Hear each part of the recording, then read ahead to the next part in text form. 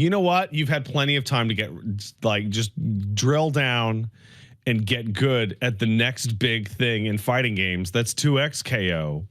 Plenty of time to practice. Yeah. All right, let's start there. That's the exact noise I wanted to come out of you. I mean, I'm, you know, here's the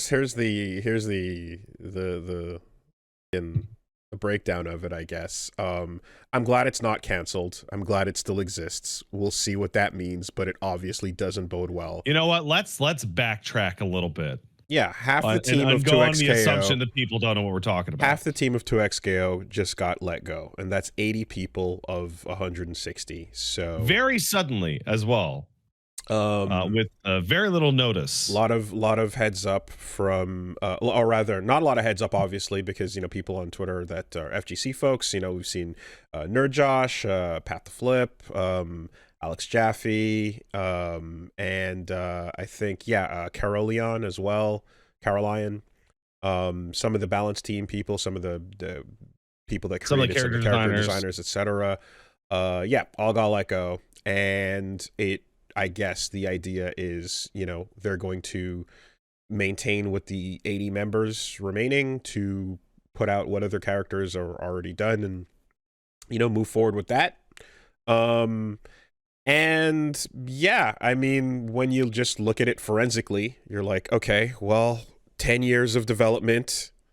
I have one thing. Apparently the plans for 2XKO long term are going to be revealed next week, according to Rooflemonger. Yeah, I did see that as well. So we're going to get more news about that. And I know prior to that, there was the Unconquerable update that basically was talking about shortening combos and making some changes gameplay wise. That's a thing where, like, hopefully what the most of what that means is like 40-second Warwick flipping you around shit is gonna stop. But like, in any case, you look at it forensically and you go, okay, well, 10 years of development is fucking crazy long. It's I think we can all agree that it was crazy that they got to a 10-year development spot, that they rebooted the game 2 or 3 times. That is a lot of grace, and it's for a free-to-play game as well, so you're not going into a standard release cycle. You're not going into even like things that like publishers love, like pre-orders, where you can like take some numbers to get data or whatever. It's like, you're just going into a free-to-play sort of Riot ecosystem. And I remember when, people that I know worked that on the team were basically just like, somebody working on the game basically just went to me like, hey, buy our skins. Please, really gotta just buy the skins, And I was like, yeah, okay, I can see that this is a situation where once it comes out, it's going to, test the waters on PC for a bit, and you're going to see, and I think a lot of those insane pricings that you saw in the skins was let's make up for this 10 years of development. And I think this is all just speculation. But I think the console release was a dot on the calendar that was like an X, So there's a lot of little pieces here, and like I think there's a value in going through like every little piece, because it's all kind of like fascinating from like you said, a forensic perspective. Now, this is not a post-mortem because the game's not dead. The game will continue to exist for minimum 2 years from today. It's important to put that up front. Yes. Because they're going to get that year of stuff out, and then they'll at the very least go maintenance mode, something like that with Runeterra, something like that. But you would get the impression that it is dead in some ways from the way people have been like kind of talking about it and stuff. Well, this is a large scale downgrade of potential. And what you're seeing, what I would say is that you're seeing a deflation of hype, because overall there's a feeling of like, oh, when you see that happen, people are like, well, I don't feel excited about something that I see going downhill with this. That's not promising. Yeah, absolutely. So that's the energy, right? It's not like it is not a dead thing. So there's a lot of little pieces, and like, so the timing is, as I stated on social media, and many other people go, so the game came out 3 weeks ago. What the fuck? That's insane. How could that? It's like, okay, that's not exactly true. Not exactly true. The It come out back in September. Was that the right month? But it came out in last quarter. And it's been on the PC beta for a while. And now we're on the console side of things. And it's been a couple weeks into that. And from the statement that they've released, which is the only thing that we have, I don't have any inside information. And I don't think you have any either. But from that statement, they said, we've seen like a dedicated core associated with the game on PC and now console, but they're not acting in the way that we need them to act. But and also just in terms of like iteratively, from what we do know, we are currently playing 2XKO Alpha 2, right? Yeah. If we're starting with Project L. If we're starting with World Warrior. Yeah. So yeah. If we're starting, we went through like Project L, and that game never came out, and then we went with 2XKO version 1, Champ and then Edition, Super Turbo, Alpha 1. Right. So like we run the gamut on these. So we're around circa Alpha 2. Actually occurred is that, and this is only my supposition based off of my gut only. I don't know anything, but I am under the assumption that the requirements from Riot management for what numbers or what kind of popularity the game needed to hit were responded with, absolutely, we're going to kill it, we're going to do really well, etc. Maybe knowing that that wasn't a reasonable goal, but with the assumption that if you know, the canon said that shit's fucking ridiculous, you're crazy, we're never going to do those numbers out the gate, that the game would be canceled that day rather than make it to market. But what I feel more strongly about is that the reason why this is happening a couple weeks into the console release is that there was a moment where they're like, okay, it's beta though. It's not out yet. These numbers aren't like indicative of the future of the game. Wait till the console release happens, and then we'll get all the PlayStation and Xbox guys in here, and we'll be able to get the numerical data on their spending habits to see what the, and then what happened is that it was somewhat clearly replicated from the PC experience. So, and from some of the other rumors too as well, it seems like, you know, it would look to me as if like, okay, seeing Rising Thunder, acquiring Radiant, and working on this, like there was definitely someone high up somewhere that was like, yo, okay, there's a fighting game passion project League of Legends thing that would be cool, and as we expand and whatever, like it would be this is a genre we can go into and you know, succeed in, right? They did it seemed as if, like, you know, with cards, with Runeterra, with Valorant and all these other things as well, you know, there's a very clear incentive to not just be the League of Legends company. Yeah. Like they branched out in a lot of stuff. They had a bunch of little small games. They had Runeterra, they had Valorant, and they have now 2XKO. And they had Hytale, which they then dropped, and then Hytale came out by itself. And they are working on an MMO, which they have also restarted development on. Okay, so they have they have a way of going about things that is like, you know, I mean, speaking of Hytale, like they have a long tail on development where it's like they believe in the thing and are willing to let it go and let it restart and whatever, in the hopes that it'll eventually get where it needs to be. Now, obviously, there's no possible way that like something after like this long of development with this many with this much going on, and you know, it sounds like it was a complex game to make because they had to restart that many times, and you know, when you see, you know, you don't see 10 years worth of content in terms of those characters, the amount of the in the game and stuff. You just see probably lots of ideas that went back and forth until it you know, it was iterated upon and released. Yeah, there's no way it's going to be profitable out the gate in a way that, you know, is going to hit someone really high up's bottom line, right? So here's the problem, and this is the big problem for Riot's perspective, right? And specifically for the 2XKO team, is like, there is no way that this could possibly have come out in the black, like enough in the black that it'd be worth it right away. But that's because it's a fighting game. The genre can't do that. Because Valorant took about 6 years to build. And it came out, and Valorant was very successful right away. And that's the problem here, is that people are going, well, you can't expect it. It's like, but that own company did have that experience where they spent a huge amount of time and investment on something with the expectation that it would blow up right away. And it did blow up right away. And that was a shooter. And again, the people they brought in were like, you know, ground of what the fighting game community is in North America, you know, like people that can explain better than anyone else can what this whole FGC thing is, right? But if you want a Monday morning quarterback, even if this game were not 2v2, 1v1, and even if it released with the 20 or so characters that Tokon is now promising, timing, doesn't make those 20 characters fun to play, guys, but that's neither here nor there. We can complain about that later. Yeah, that actually, it's not here, it's there.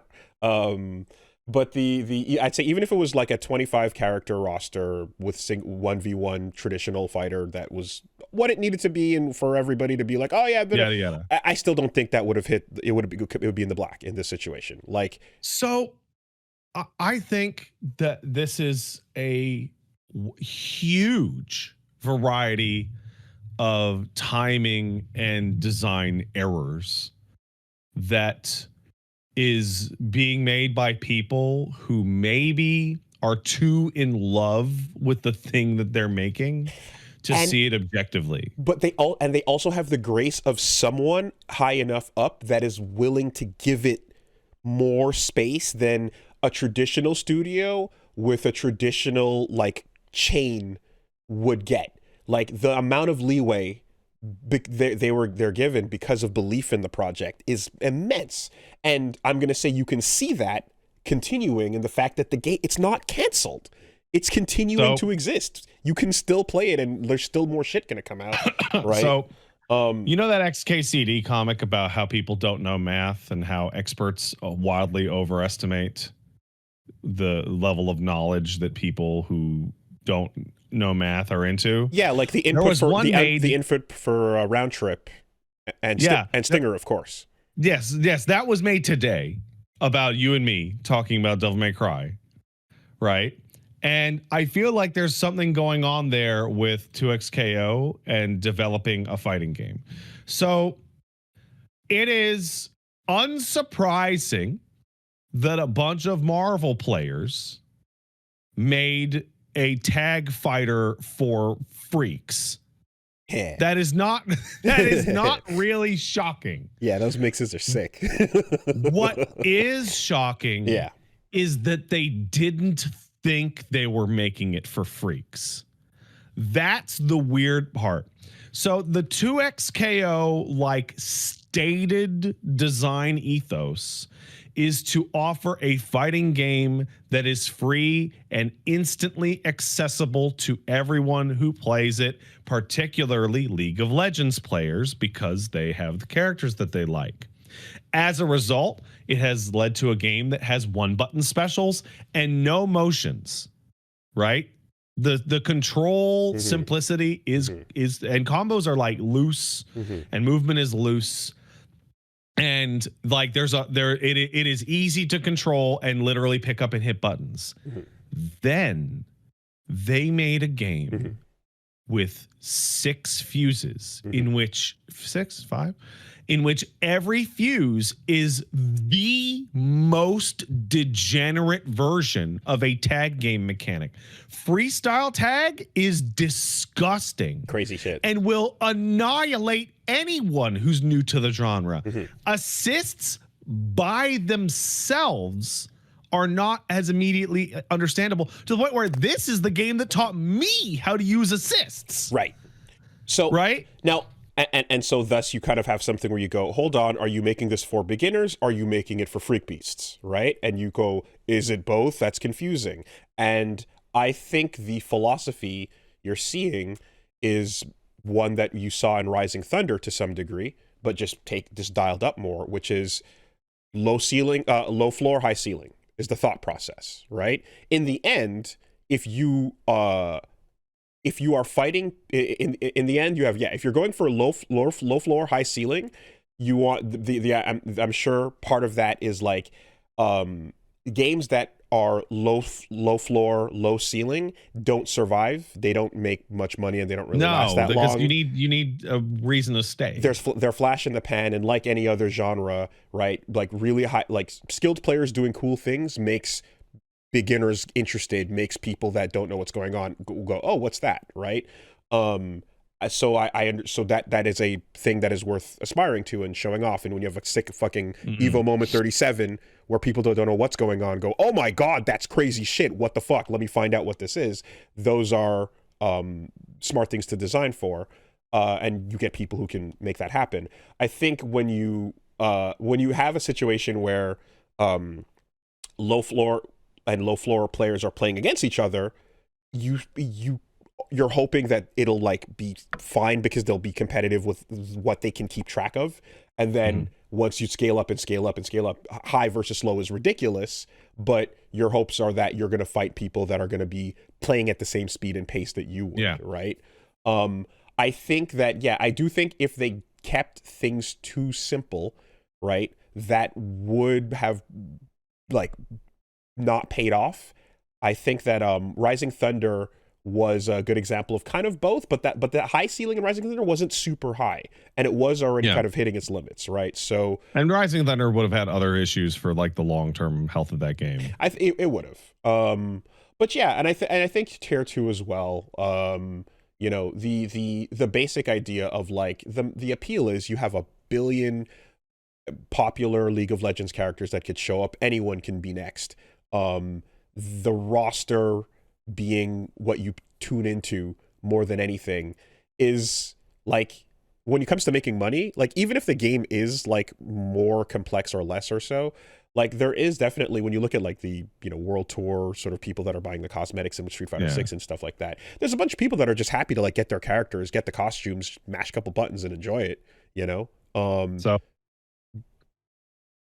I think like we're back to talking about the roster to some degree. We are, because that's what it comes down to. And now, and so like this is like kind of, I'm gonna skip ahead a little bit, but like the announcement of the cut in staff is more damaging to the game than the cut in staff, because the people that like this game and want to evangelize this game to others and get people into it, well, hey man, by the end of the year, there's going to be 16 characters, and the next year there'll be 22. And like, I don't know if that's true now.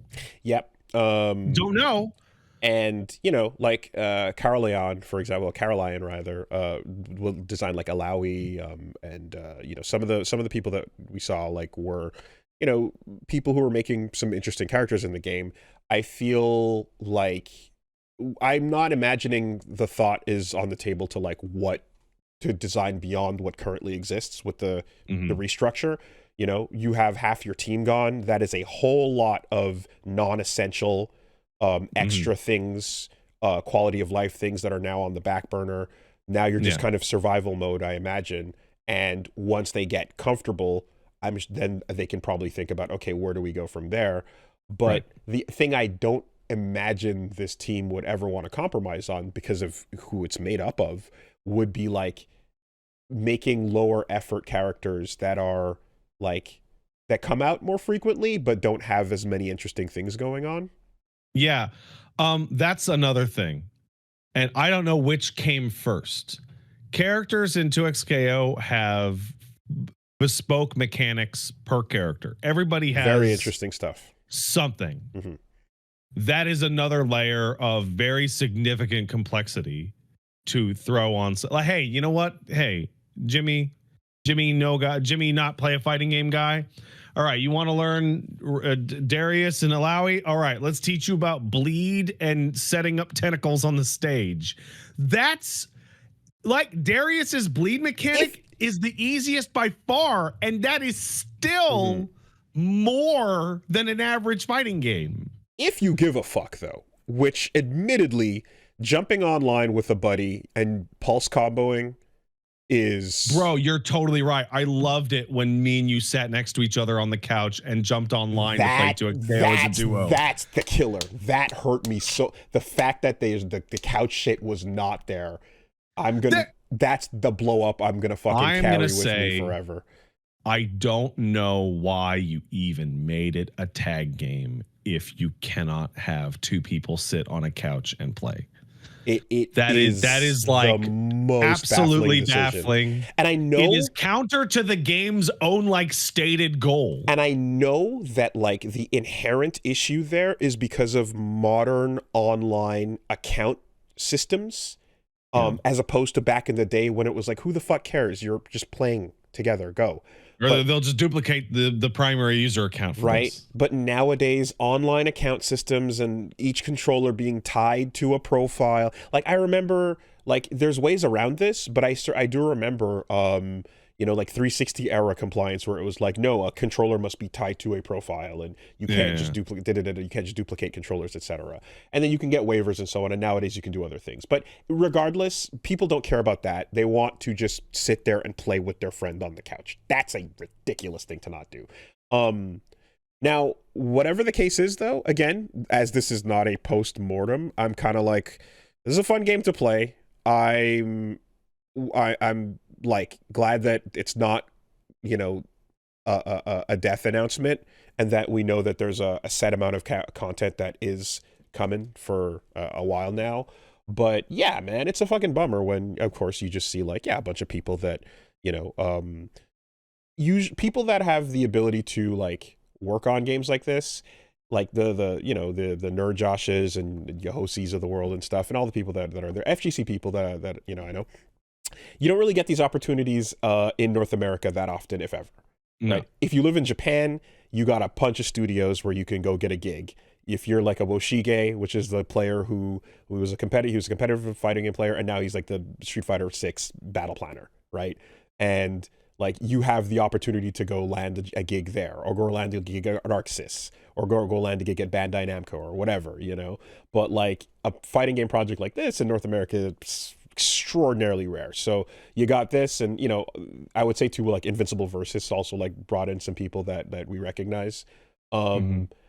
You have a bit of a weird thing too, where like over the time frame that this game was announced and when it eventually did release, there was a dearth of tag fighters at the time, and that got filled up right quick. And around the time of release, we were looking at like, why is there so many people fighting for the throne of Marvel versus Capcom when there was so much silence but a few years ago, So yeah, I think that like the idea of the free-to-play fighter is something that can, it can be sustainable. It can be something that can make money. It can be something that can get people on board. I think the idea of the fighting game that breaks containment and becomes the fucking Jesus, that doesn't exist. That's not what the genre is. I don't think it'll ever necessarily be that. There was only one point in time that could have ever been possible. Like literally in the history of the world, there was only one point in time the Street Fighter 2 arcade machine. No, so Project L got announced on October 16th, 2019.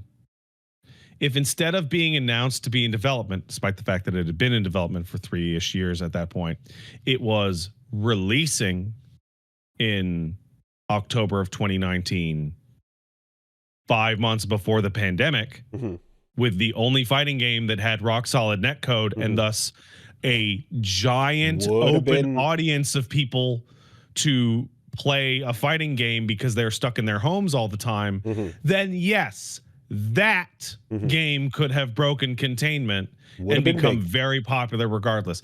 FF14, like, it looks like it doubled its goddamn subscriber number during that time, and that was all an already established MMO. But still, yeah, I think though, I think optimal conditions and timing would make a huge difference for sure. I think there's a limit on the level of general interest for, the genre. And I'm someone who, I've had this discussion with Reggie many times. I used to believe in the savior and I no longer do, right? That savior doesn't exist. That's not a concept that applies, that whatever that's going to realistically happen in this way. But it doesn't need saving. It's fine, right? Just play and enjoy the games you like. What I think you're describing, though, in optimal conditions, where it comes out, it's a pandemic, everyone's at home, netcode is good, and everyone recognizes their League of Legends characters, and they jump on board and play with their friends together, this thing would break through and reach for the heights of Mortal Kombat. You know, that would actually be awesome. But that's the mountaintop, right? Yeah. Like it would reach through and break containment and be as possible as MK. So hey man, this is now I need to make one complaint. Sure. I liked the way the game looked in 2019. Oh, when it looked like a completely different game. Although I prefer the art style now. But more than anything, and I can't get over it because it goes to like my roster complaints. The stage that they are playing in that 5-second bit of gameplay is a desert stage from a place called Shurima, which meant that in that version of the game, Azir was planned to be a fighter. That location implies a character. That version of the game is way more interesting than the version of the game that we have now because it does not have Azir. Yeah, but unfortunately, though, I feel like the scope of the team cut and this discussion is now beyond the roster pick discussion, right?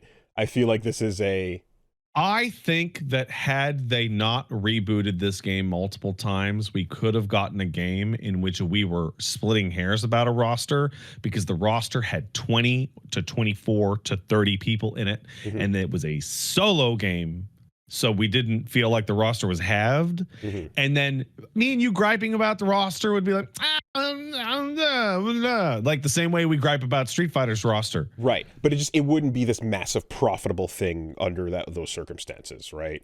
And then the other thing too is you can go like, all right, let's pull back on, like if you have, good, fast, cheap, pick 2, right? And then you go, all right, you get your giant roster and you get your I'm only bringing, I don't truly believe this, but I'm only bringing it up because I've seen people talking about it, but like making it a 1v1 more simple approach thing, right? But let's say it plays like Blade Strangers, like let's say it's like, and it's nothing interesting at all, or not even that. Let's be as generous as possible. It is a reskin of Rising Thunder. They just reskin. Then awesome. You get great. You get a decent fighter that has a bunch of characters people love and stuff in that. Is that enough? So the issue I have here is that I think this game had 10 years of leeway, and that leeway got to exist whether or not it was in development or out. Right? If they had built this out in 3 years, they probably would have gotten like multiple years of like, nah, let us. But bro, it'd been in dev for so long. It's crazy. Like, I don't want to sympathize with some number crunching psycho management piece of shit, but like it's been in dev for so long. And the idea that you go in and you go, how's it doing? And they go, it's doing okay. What the fuck, man? We were making best friends videos when this shit started development. It's the 10 years is wild. And the thing too, I remember it was with the timeline was the part where it was like the timer started in everyone's brains, not upon project announcement, but upon Riot acquiring Radiant, right? When they bought out the Rising Thunder company, it was like, oh, we know what this means, and that's when the actual clock started, regardless of the announcements. And that's also when the clock started for Riot. Yeah, well, we just bought a company, and they'll probably expect some kind of return on investment eventually. What I will say is that, like, yeah, I'm happy that it's not like just completely fucking dead. Whoever believes in it and whatever is left there, I would like to imagine a possibility of like stabilizing and then maybe some sort of comeback story here, but that's right now. It's the writing does not look good on the wall. At the very least, again, if we have another year of content or so, then cool. We'll see what happens in the meantime. And for obviously everyone that's unemployed in the middle of this video game crash, that fucking sucks. It was nice to see that everyone on the team is getting 6 months of severance. That's That is quite great. That is quite a good bit of handling that you don't see other people getting fired in these situations getting. So, you know, very cool to see that. And like, again, it's just like, man, I wish it was as simple as, yeah, and there's other studios working on games like this where these talented people can like just, you know, jump over to and like start working on. But it's like there's just not that many in North America, you know. But yeah, that is a solid half year of you know, those people being taken care of after putting many years into the game. So you know, that's nice to hear. But let's see what happens. Also, I have one last thing that I have to say, and it's about the numerical thing. I saw a really fantastic reply to me going, "What the fuck? You know, this is happening," and somebody in my comments said, I can't believe that 2XKO players, all of my opponents of which I know for a fact have spent like $100, because you can see, are being told that that's not enough to keep development going the way that it is. Because you're like time, price, like you're seeing the spike of that, the weight of that 10 years is cranking those skin numbers up. You know, it's what you're seeing. I think that, I don't know if it's a factor of Riot's above the company decision and how they would ask for the price to go. And I don't know about like what is it, because there's like a large upfront cost or whatever. All the characters being locked. Sorry, 6 characters being locked out of the tiny roster is not great. It's not super exciting. But on top of that, the sticker shock on a costume is above, it's too high. It doesn't, like they have the rotating shop to like activate your like, oh no, I could miss it. It's high enough that that's not activating enough, and you're only going to play 2 characters. And what and so what I saw is like just the people saying that like, oh yeah, but they figured this out with Valorant already, so they're taking the economy lessons they learned from their other genres where this made money and applying it here. But that doesn't make any sense, because Valorant is catering to degenerate Counter-Strike freaks. And then I saw other people like posting like, what happens when the FGC meets real video game economies, right? And you're seeing like this type of fucking rotating shop shit and all that stuff, that fucking the FOMO systems and all that shit that sucks. So remember when we talked about a peak and the peak devs were like $8? $8 is actually $5. Yeah, right. Okay. And all that. A fucking skin in 2XKO costs the same as Street Fighter 6 buying the game. Yeah, it's cost of buying today. A game. Yep. Yeah, it is full. And it's impossible to separate. Like, you can obfuscate it with the coins and the credits and all that shit. And the thought is, there will, like, this is for whales that care about the cosmetics that much. If it's for whales, then put the whole shop up available right now so that they can just go crazy. Whatever they want. Yeah. Yeah, the rotating shit is, I goddamn hate it. One last you know what happens when I see the rotating shit is I go, oh, I really want that cost. I can't fucking justify $28 on a fucking Blitzcrank skin. That's fucking absurd. And you know what? Yesterday, before all of this happened, I bought that Blitzcrank skin. And you know what the thought that pushed over my good sense was? I got paid my winnings from the Box Jam Slam. Oh, okay.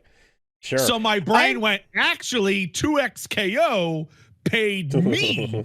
Okay. But most people aren't in that situation. I'm very simple about it in that I'm like, especially if it's a free to play game where I'm like, no, I like this, I enjoy this much. I can put a number there and go, yep, I do, right? I'm willing to do that if I want this and I'm enjoying this much. The idea of the like, I mean, it feels like we're so far beyond the like, don't reward the predatory practice world. Oh, we are. No, we're infinitely beyond that shit.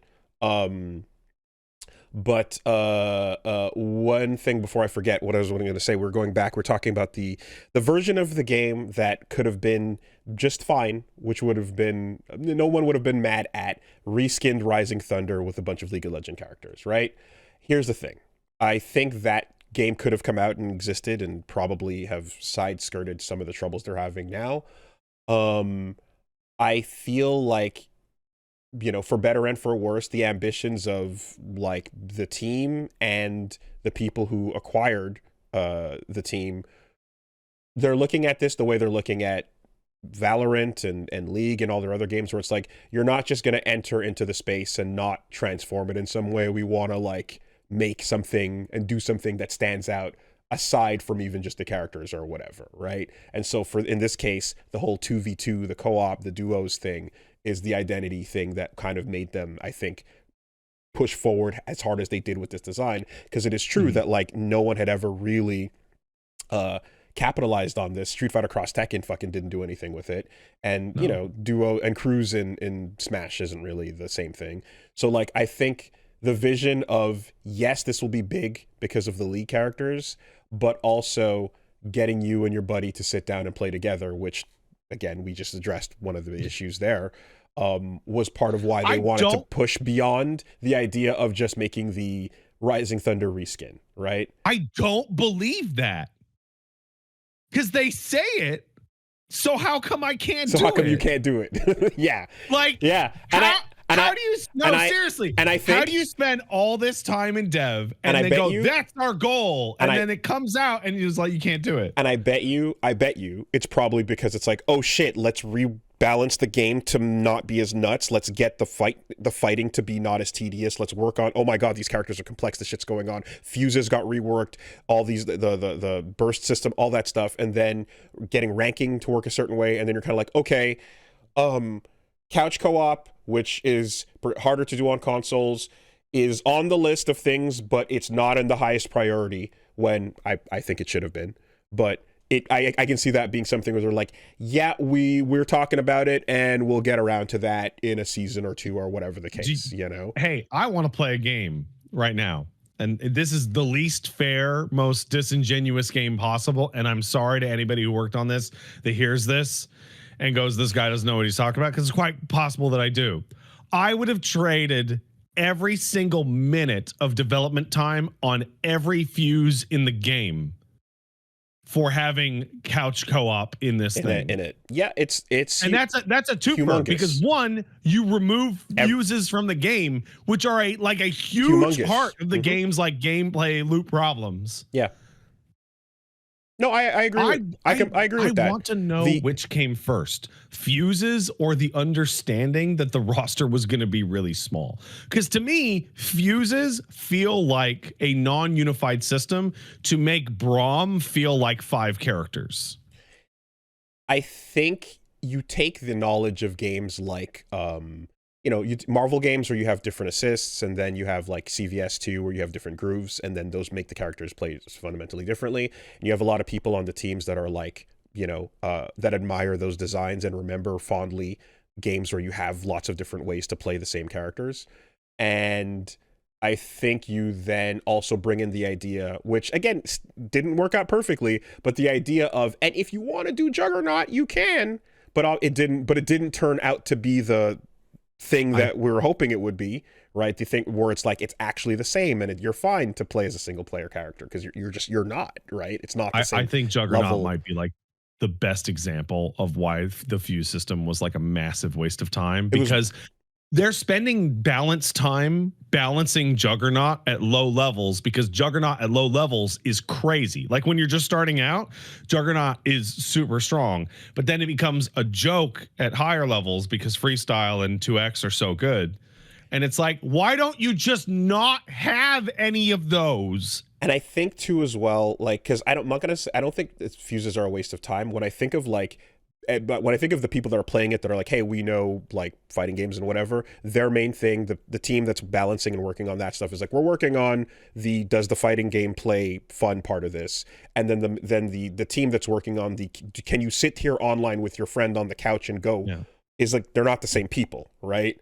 But still, can you go online with your friend on the couch people, even though the people that have to figure that out are not the FGC people that got hired, this is still a higher priority feature that should be top of mind. Like there's no getting around that. There's two guys having like a really silly semantic argument in the live chat right now. And one of them is super right and the other one is super wrong. And it's that Sejan put out a really great video last week about why freestyle is so popular at the higher levels. And it's because the game's meta keeps shifting to what is a really broken thing X character can do with certain fuse. Right. So like Teemo like ruled the roost with Double Down because and also Jinx for a little bit because Teemo got to do a fucking ridiculous, stupid thing with Double Down that other people couldn't do. But now that we still have the Echo, Yasuo, Ari hegemony or whatever you want to call it, they excel in freestyle because of the way that their assists work. And since they're the best, that it's the freestyle show. Also, in sheer numbers, because I didn't see that video, but I will say that in sheer numbers, every fuse creates a, let's call it a cortisol spike. I like that. Right? There is a cortisol spike that occurs when you're fighting against a fuse. And when you're fighting against freestyle, it happens twice. Right? Yeah. There's a moment where you're worried about what your opponent's about to do when their double assist is coming out, or, you know, if they're double downing and switching over to their partner. But when you're seeing a freestyle, you see it happen once and it's not over yet. You have to continue being like, oh, and then what? Right? So, yeah. The only way around it is to lab your jester gooning, of course.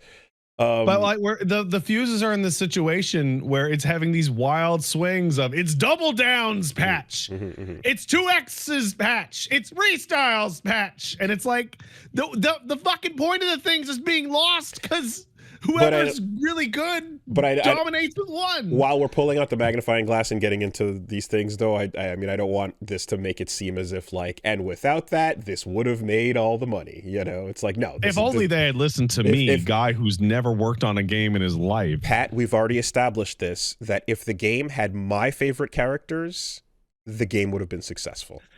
Okay, Woolie, I'm going to stop you right there. I'm going to stop you right there because there is a pearl of truth in your statement. There is a world. No. There is a genuine pearl of truth in that statement, was because the opposite version of that statement is true, which is this doesn't have my favorite character. I'm not interested. And the more people that is true for, the worse.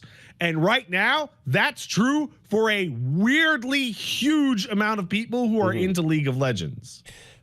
Yeah, and I think too as well, like when it comes to the not even like the functions discussion, but more so, okay, game simple, no fuses, just well made 1v1 fighting games made in North America that are fun, good to play.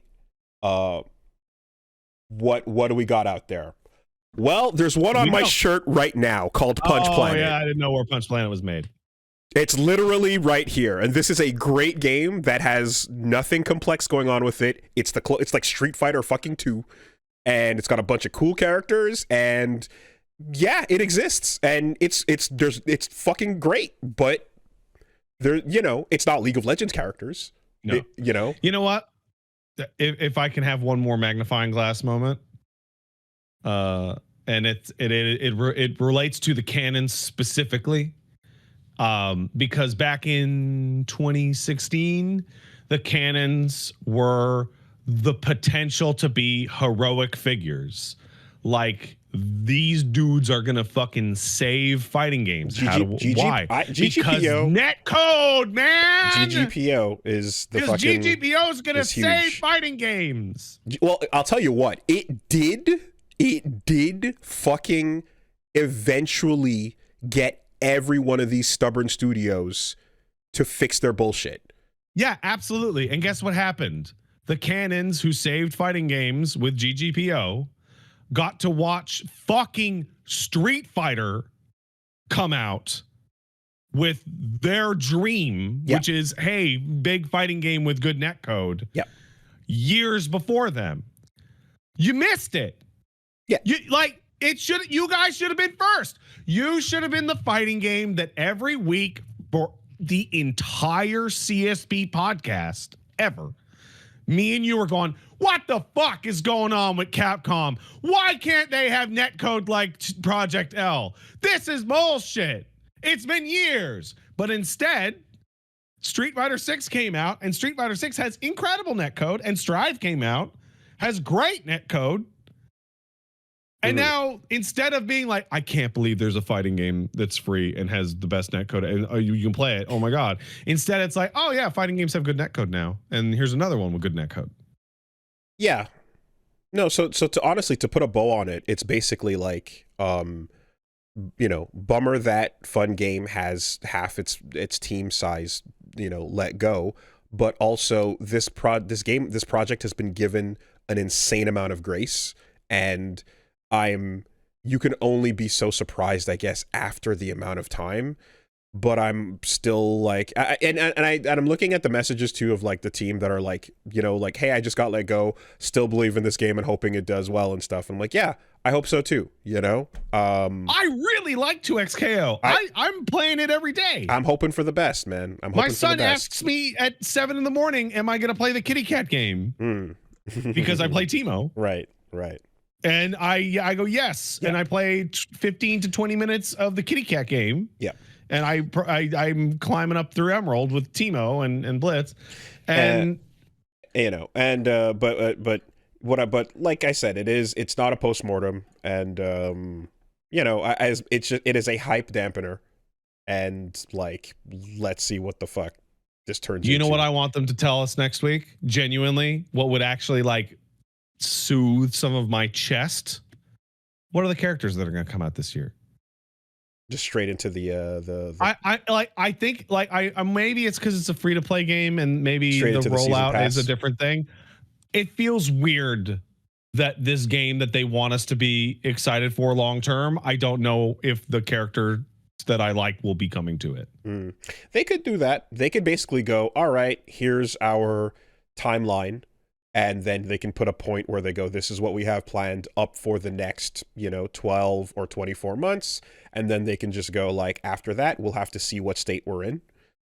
But I don't think it would be a bad idea, because you do want to do something to raise spirits at this point and get people, give people a reason to give a fuck, or like not feel as bummed out as they currently do if the game's going to continue.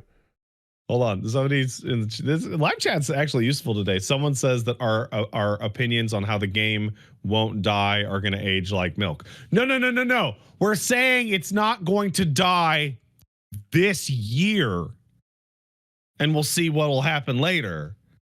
But they have committed to putting out this year's worth of stuff of the 2026. Correct me if I'm wrong, but Riot, so they tend to, it seems like, let shit, like they gave it Runeterra still exists. It's just a skeletal husk. Right. So like, yeah, it's not, there's no promise of this continuing to get updated or content or anything or whatever after what is already made is coming. But like, let's see what that turns into, And I'm imagining the idea of keeping it going is that in the time frame that what's already being worked on is then scheduled to come out, they can see where the game is at, what it's making, and whether it makes sense to continue going or not, right? But it seems like they don't pull the plug easily over there compared to other places. So if I'd be measuring anything at any other studio by standard metrics, I'd be like, oh yeah, they would have killed this a million years ago for various reasons, but like they let shit rock. So I'm like, all right, if we're doing it, let's see what this becomes, because yeah, it's a fun game. That's it. Also, I think they should have hit Echo and Yasuo and Ari and Timo with that nerf bat within like a couple of weeks. Hit him harder. Like I think it was nuts that for season 0 of that game that a roster of 11 was actually a roster of 4. I think that is crazy. Yeah, the balance and stuff. Yasuo and Echo are still the best characters in the game. It's not. And some of that is like some of that is the kit, right? The kit identity was built too good. The identity of the kit, if the moves they have being faithful, like you can't turn Echo into something that's not Echo. And Echo on paper is one of the sickest fighting game character designs ever. Gameplay wise, what he's doing is rad as shit. And if I didn't have to fight against it, I'd be cheering. That fucking down H in the air with Yasuo fucking haunts my shit. It's so dirty. But these are different. These are multiple different conversations. Yeah, no, they are separate from the large one. If only Yasuo hadn't had that double overhead, the game be doing gangbusters right now. My time killed 2xKO. Yeah, it's ridiculous, and I mean, there were a lot of people out there preying on the downfall, and they prayed harder. They did pray harder. You know what, man? I got to tell you, I had a preview that this was going to happen, like in my gut, because I did the Caitlyn stream. Like Caitlyn came out, I did a stream of it, and I started up a private lobby. Like, all right, guys, come on, hop in. Like one guy.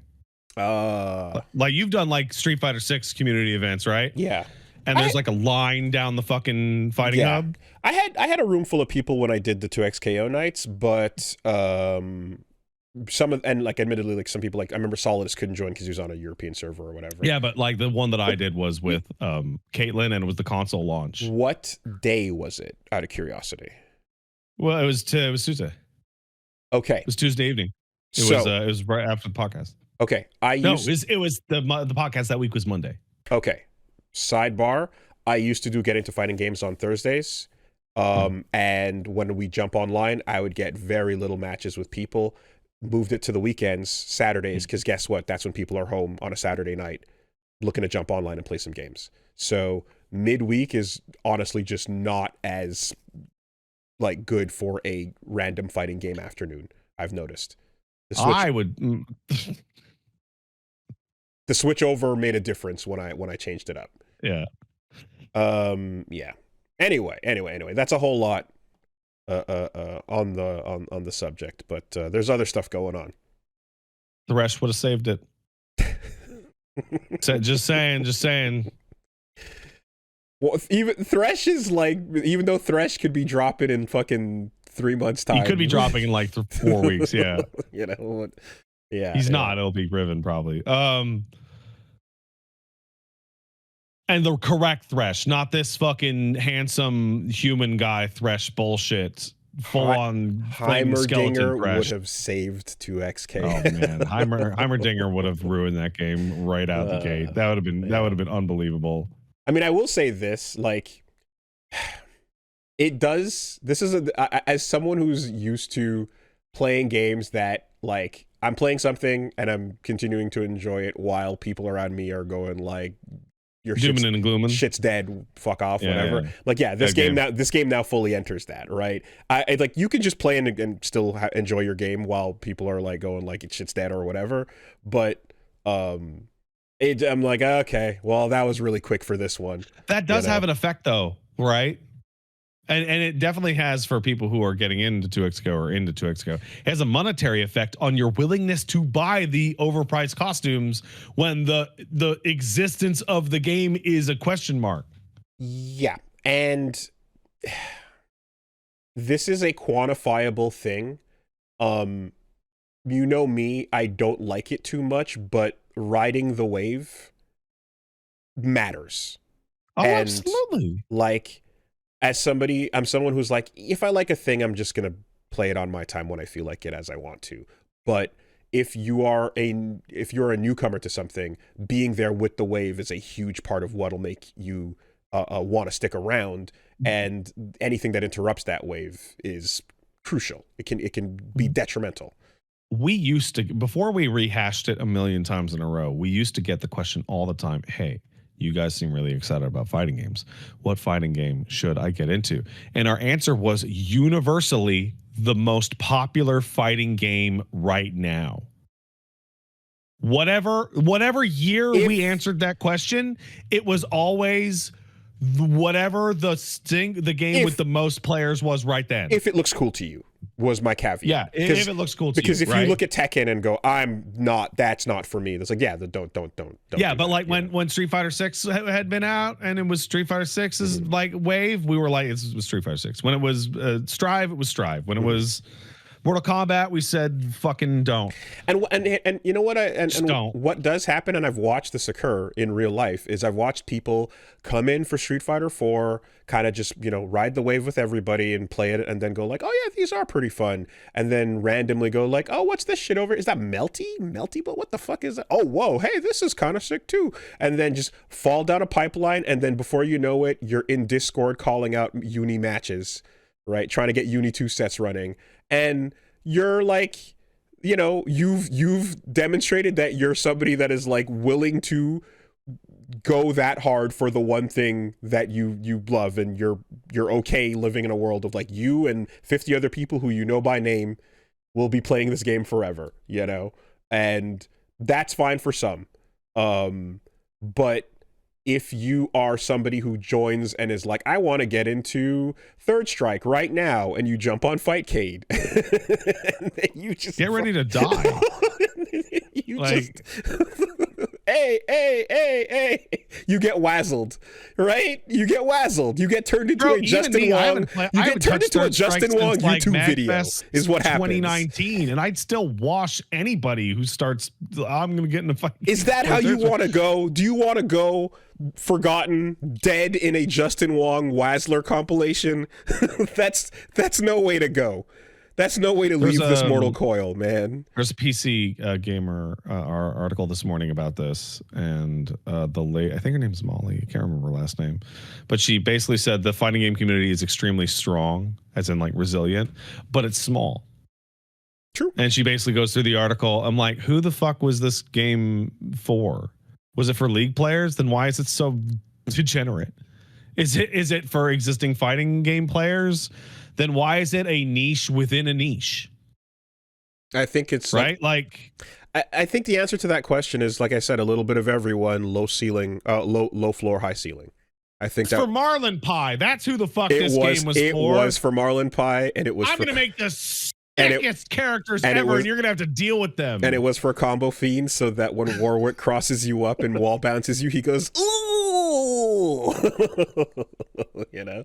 yeah. And it is for those people I played in ranked where there's like one like Echo who's really, really good, but there's like a Darius who barely knows how to play. And like the two players have a name that shows that they're almost like a couple or something, you know? And you're playing like people, like some friends or a partner's playing together, and you're like, okay. They're like, one person is showing their partner how to play the game, and they're spending their Friday night playing together. Which I fought a bunch of teams like that, and I was like, that's cool. I wish that was more. Here's the other thing, and this is pure anecdotal gut, right? And it's based off of my ranking. I think less people are playing the game now that the console versions have come out than they did in season 0. And I say that because the people I'm fighting in Emerald right now are stronger than the people that I fought in Master on the way to Grandmaster. Like I Yeah. think the population of the game got crunched because people are much stronger at lower ranks than they were last month. So it did get crunched because well, also it's also because like the numbers were lower and then slowly scaled up, and so did skill, right? But yeah, there was that initial ranking period, like it did compress for sure. And then the other thing too is the effect of the new lobbies has been that like you are physically in lobbies with like wilder Killers. rangers of skill, exactly. You know, so you're seeing you used to be in a room with less people, but you're all within the same range, and now you're in a room full of people, but there's beginners that have never played and Sonic Fox.